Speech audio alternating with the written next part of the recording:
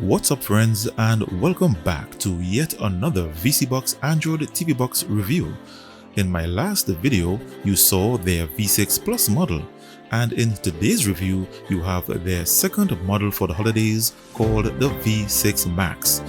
For those of you who are new, these are not your standard Android TV boxes, so don't compare the price with the hardware.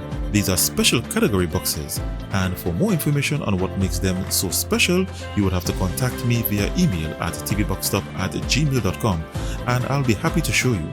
So without further ado, my full review begins right after this.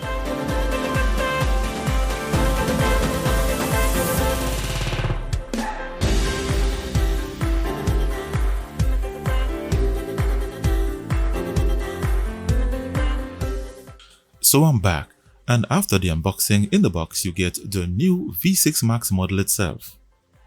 You get one Bluetooth voice remote with backlit keys.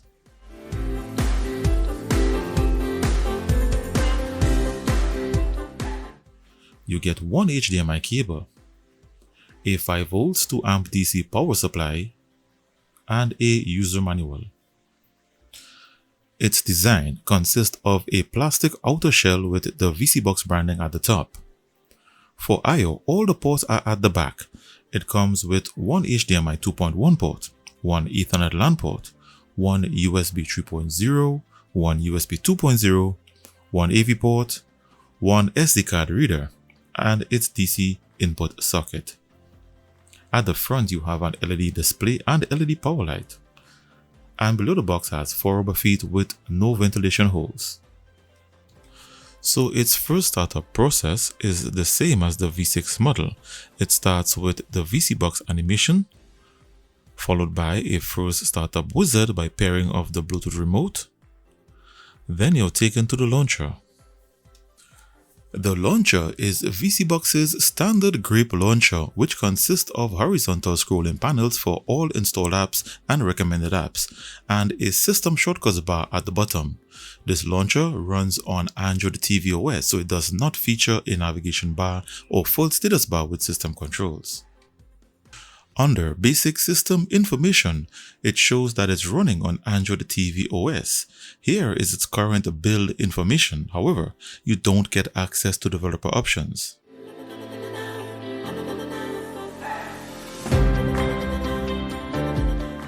Let's have a look at its firmware features. You get up to 4K 2160p at 60Hz. You get HDR display with an adaptive HDR feature. You get auto frame rate switching. Under formats shows that you have HDR10 and HLG. You get HDMI CEC options. For audio, under formats it shows that it supports Dolby Digital. When connected to a surround sound television or an AV receiver, these options will be enabled. For system and hardware information, the manufacturer of this chipset is Amlogic, and it comes with 4GB of DDR4 RAM and 64GB of internal storage with Bluetooth 5.0. Its CPU is the Amlogic S905Y4, a quad-core Cortex A35 processor clocked at 2.0 GHz configured in 32-bit mode. Its display and graphics are powered by the Mali G31 GPU with OpenGL ES version 3.2. Its network adapter provides dual-band 2.4 plus 5 GHz Wi-Fi. Its operating system is Android 14, and it shows here that the firmware is not rooted. Its GPU has Vulkan support API version 1.1. They have disabled the temperature sensor.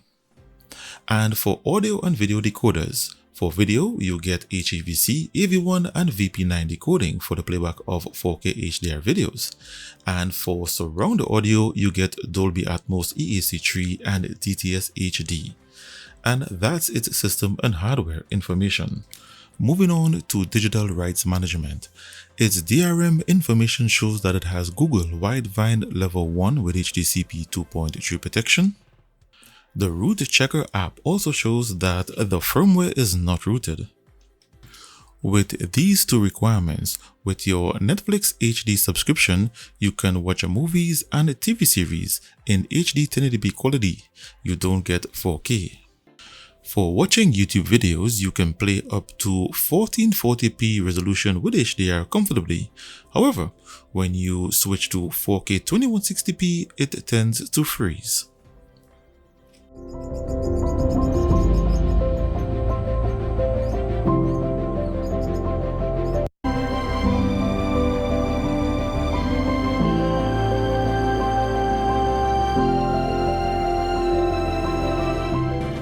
It does not come with the official version of Mirrorcast, so you will have to use the AirScreen app to mirror your Android devices instead.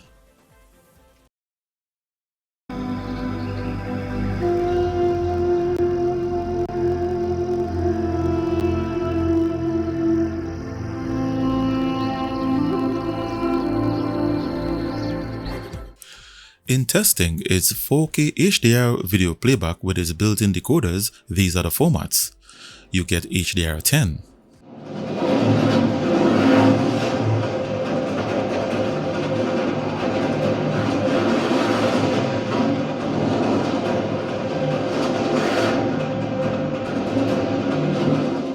it can play the AV1 format.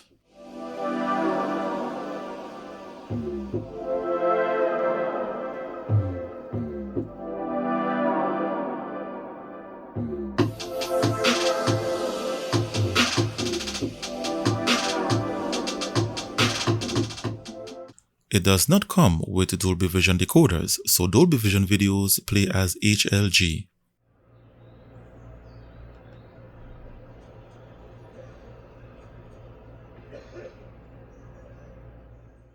Here's another Dolby Vision video, but it plays as HDR10 with Dolby Atmos.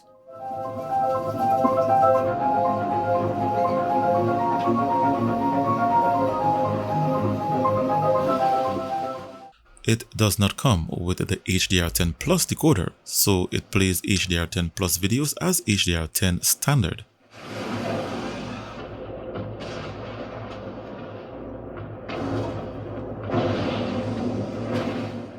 And this is an official HLG video.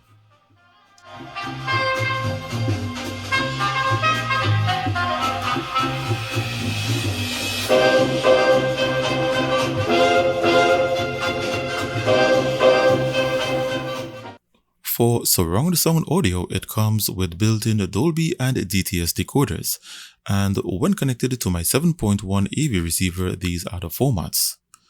You get the Dolby Atmos, cinematic audio, with powerful moving audio that transcends from channels to moving around you with 10-point accuracy. Dolby Digital Plus. Whether the soundscape sits the mood of the scene. Whoa! What is this place? You don't get DTS HD Master Audio, instead you get the DTS Virtual X,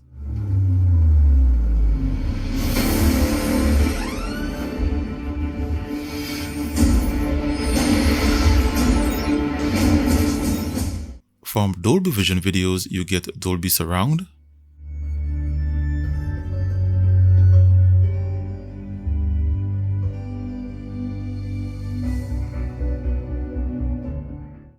you don't get Dolby True HD, it plays as PCM.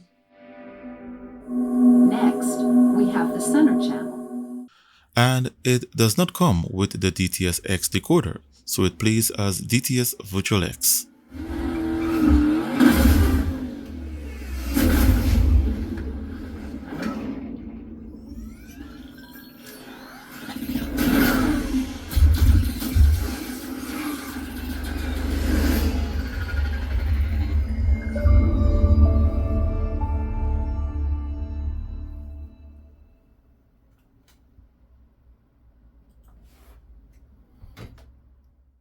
When it comes to gaming and sideloading, I was able to sideload a game from the Aptoid TV APK App Store, and it worked.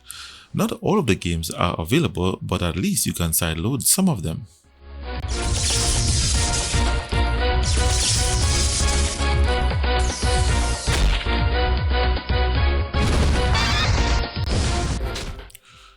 Now, a look at some benchmarks and where it ranks on my chart.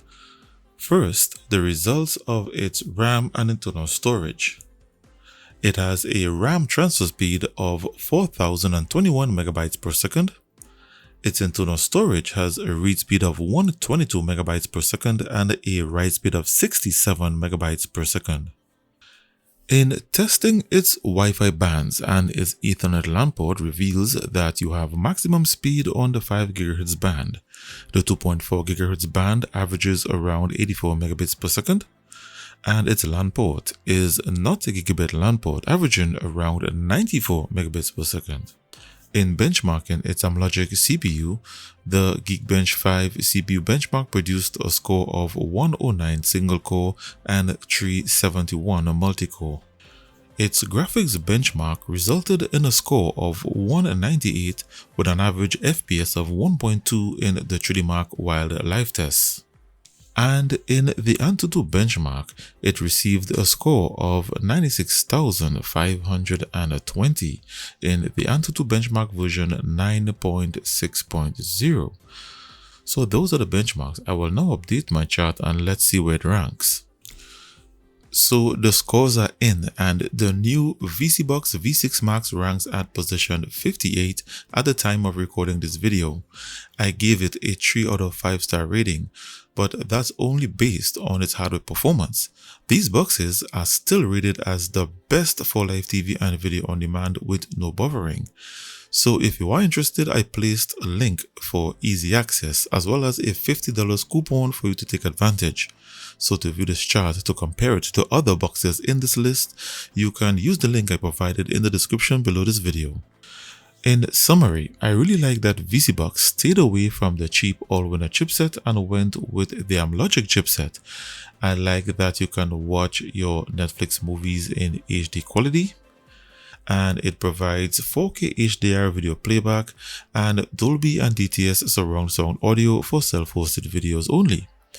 So a few caveats are that it does not have an official Netflix ESN license, it does not have a gigabit LAN port, and though Amlogic, it's not a gaming hardware.